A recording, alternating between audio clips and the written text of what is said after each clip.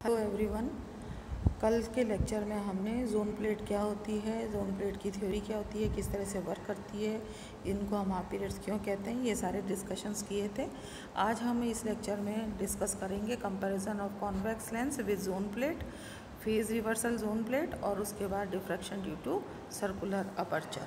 तो सबसे पहले जो हम देखेंगे कि जोन प्लेट और उत्तल लेंस की तुलना करेंगे। जैसा कि हमने कल की कैलकुलेशंस में कैलकुलेट किया था कि जो फॉर्मूले होते हैं वो बिल्कुल एक से आते हैं। जैसा कि जोन प्लेट में था 1/a + 1/b = m(λ/r²।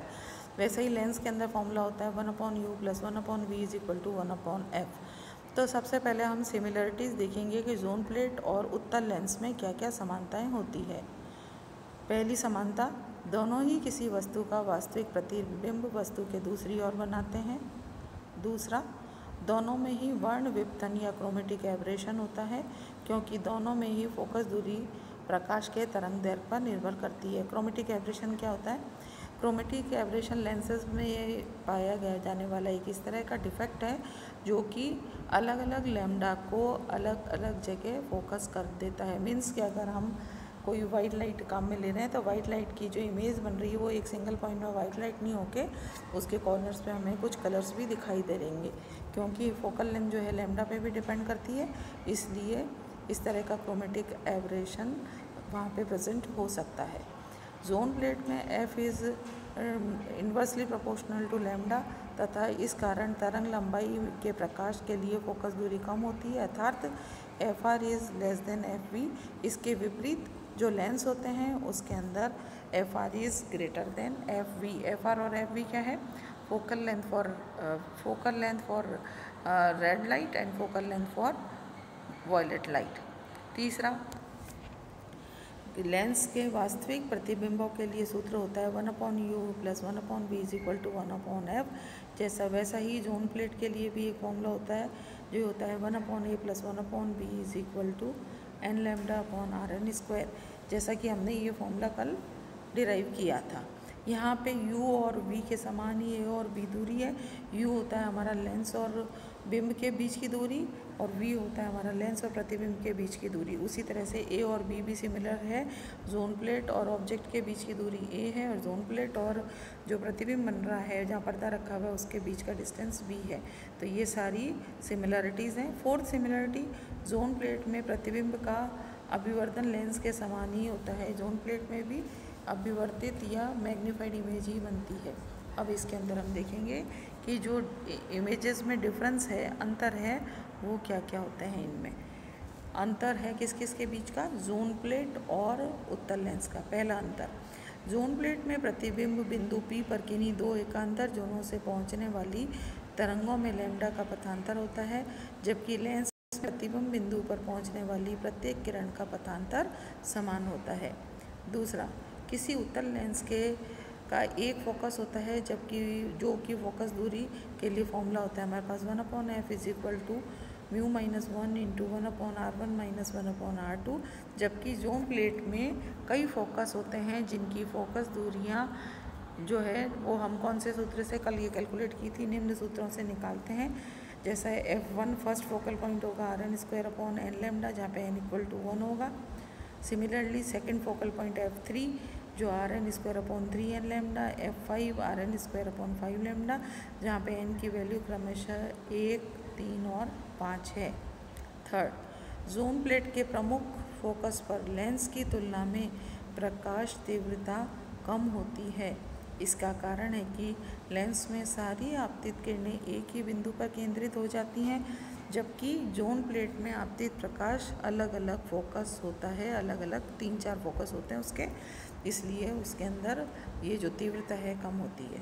चौथा, जोन प्लेट के अन्य फोकसों पर तीव्रता और भी कम हो जाती है, इसलिए क्योंकि एक टोटल लाइट वही है, वो अलग अलग जगह अगर फोकस होगी तो उसकी इंटेंसिटी कंपैरेटिवली कम हो जाएगी, जबकि लेंस में वही लाइट एक ही जगह जाके फोकस हो रही है तो उसके अंदर काफ़ी ब्राइट इमेज होती है। अब हम डिस्कस करेंगे फेज रिवर्सल जोन प्लेट या कला व्युत्क्रमण जोन पट्टिका। जैसा कि इसका नाम से क्लियरली इंडिकेट होता है कि कला व्युत्क्रमण अलग अलग जोन से जो कला का अंतर था, हम देख रहे थे कि एक हाफ पीरियड जोन और दूसरे हाफ पीरियड जोन में λ/2 का पार्ट डिफरेंस होता है, और अगर λ/2 का पथांतर है तो उसमें कलांतर कितना होगा, कलांतर हो जाएगा पाई का।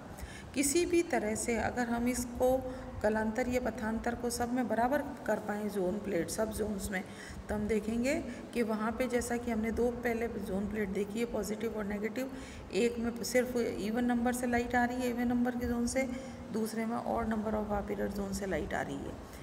यहाँ पे क्योंकि अगर सारे हमें एक ही फेज़ में कर देते हैं जोन्स को, तो जो सारा प्रकाश होगा वो जुड़ जाएगा। That means R is equal to R1 plus R2 plus R3 plus R4 इस तरह से चलेगी। तो हम देखेंगे कि जो तीव्रता का मान है या जो इंटेंसिटी है वो कई गुना बढ़ जाती है फेज़ रिवर्सल जोन प्लेट के कंपैरिजन, बाकी जोन प्लेट्स के कंपैरिजन में।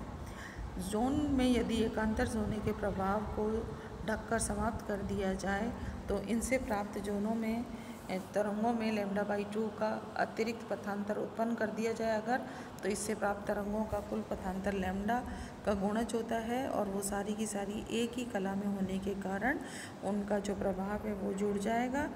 इस कारण साधारण जोन प्लेट को इस प्रकार से हम तैयार करते हैं कि उसका आयाम दुगना और तीव्रता चौगुनी हो जाएगी, और इसे हम कला व्युत्क्रमण जोन प्लेट कहते हैं। हम इस जोन पट्टिका में कला को व्युत्क्रमित कर देते हैं। अब उसका मेथड देखते हैं हम कि किस तरह से कला को व्युत्क्रमित कैसे कर सकते हैं हम, कि जब हमने देखा है कि बहुत सारे जोन्स हमने ड्रॉ किए हैं, अब हम क्या करते हैं कि पहले जोन को अगर हम थिकनेस बदल देते हैं, जहाँ पे λ/2 का पथांतर है वहाँ पे हम थोड़ी सी इसके अंदर पार्ट डिफरेंस और बढ़ा दें कि उसके अंदर λ/2 और ऐड हो जाए, और अब जो पथांतर है वो लैम्डा हो जाए। तो इसके लिए हमें क्या करना पड़ेगा, वहाँ पे उसकी थिकनेस बढ़ानी पड़ेगी। उस थिकनेस को हम क्या करते हैं कि किस तरह से बढ़ाते हैं, जैसे पहले पे थिकनेस ने सेम रखी, दूसरे पे थिकनेस बढ़ाई, तीसरा सेम रहा, चौथे पे बढ़ाई, पांचवा सेम रहा, छठे पे बढ़ाई। तो हम क्या देखेंगे कि जहाँ पे λ/2 का पार्ट डिफरेंस था वो हमने थिकनेस इस तरह से बढ़ाई है कि अब जो पार्ट डिफरेंस हो जाएगा, λ/2 ऑलरेडी था, λ/2 और इंट्रोड्यूस कर दिया हमने थिकनेस बढ़ा के, तो अब पथांतर कितना हो गया लैम्डा। इसका मैं और अगर फेज़ निकालूंगी तो क्योंकि लैम्डा का पथांतर है तो सेम फे पाथ डिफरेंस हो गया और सेम फेज़ में आ गए, तब सारी की सारी की इंटेंसिटी ऐड हो जाएगी। कला व्युत्क्रमण जोन प्लेट बनाने की विधि वुड नामक वैज्ञानिक ने बताई थी। रासायनिक रूप से तैयार की गई कांच की प्लेट पर जिलेटिन के पतले घोल की परत लगा दी जाती है, प्लेट को सूखने दिया जाता है तथा हल्के पोटेशियम डाइक्रोमेट के घोल में लगभग 5 सेकंड तक डुबाया जाता है। प्लेट को अंधेरे में रखकर सुखाकर उसे साधारण जोन प्लेट के संपर्क में रख दिया जाता है और इस पर कई मिनट तक सूर्य का प्रकाश डाला जाता है। पारदर्शी जोन से गुजरने वाला प्रकाश जिलेटिन पर क्रिया करता है और उसे पानी में घुलनशील बना देता है, जबकि अपारदर्शी जोनों के संपर्क में आया हुआ जो जिलेटिन है वो घुलनशील रहता है। और इस प्लेट को जल में कुछ देर अगर हम डूबे रखते हैं तो जिससे घुलनशील जो जिलेटिन है वो घुल जाता है और एक अतिरिक्त पथांतर λ/2 उत्पन्न हो जाता है। तो अब सारे के सारे जो जोन है हमारे वो एक ही पथांतर पर आ गए, और एक ही पथांतर और कलांतर होने के कारण इनका सबका जो है आयाम जो आ रहा है प्रकाश का वो सबके लिए जुड़ जाएगा। तो हम देखते हैं कि आयाम डबल हो जाता है, और आयाम डबल होता है तो हमारे पास जो इंटेंसिटी मिलेगी वो 4 गुना हो जाती है। अब हम डिस्कस करेंगे diffraction due to circular aperture. जैसा कि हमने शुरू में ही डिस्कस किया है कि व्यतिकरण के लिए आवश्यक शर्त यह है कि जब भी प्रकाश किसी अवरोध पर गिरे तो वो जो अवरोध है वो होना चाहिए of the order of wavelength used. हम प्रकाश का विवर्तन पढ़ रहे हैं यहाँ पे, तो इसलिए हम जो अवरोध रखेंगे वो भी प्रकाश के ऑर्डर का ही रखेंगे। दैट मीन्स एंगस्ट्रॉम्स के ऑर्डर का ही हमारे पास अपर्चर होनी चाहिए। ये सबसे आवश्यक शर्त है जब भी हम विवर्तन प्रतिरूप देखना चाहते हैं।